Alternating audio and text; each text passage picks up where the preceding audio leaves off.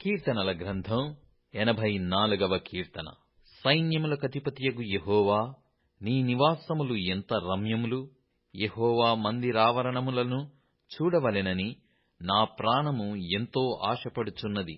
అది సొమ్మసిల్లుచున్నది. జీవము గల దేవుని దర్శించుటకు నా హృదయమును నా శరీరమును ఆనందముతో కేకలు వేయుచున్నవి. సైన్యములకధిపతియగు యెహోవా, నా రాజా, నా దేవా, నీ బలిపీఠమునొద్దనే పిచ్చుకలకు నివాసము దొరికెను. పిల్లలు పెట్టుటకు వానకోవెలకు గూటి స్థలము దొరికెను. నీ మందిరమునందు నివసించువారు ధన్యులు. వారు నిత్యము నిన్ను స్తుతించుదురు. నీ వలన బలమునొందు మనుష్యులు ధన్యులు. యాత్ర చేయు మార్గములు వారికి అతి ప్రియములు.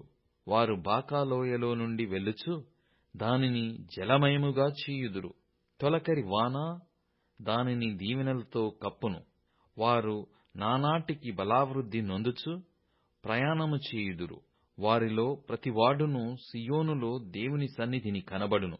యెహోవా సైన్యములకధిపతియగు దేవా, నా ప్రార్థన ఆలకింపుము.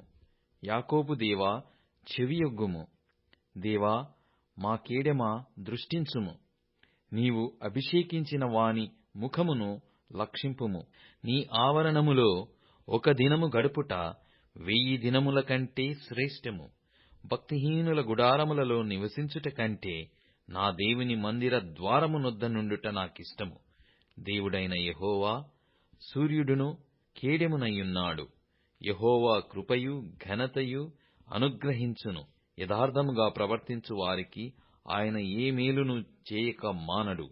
సైన్యములకధిపతియగు యెహోవా, నీ యందు నమ్మికయుంచువారు ధన్యులు.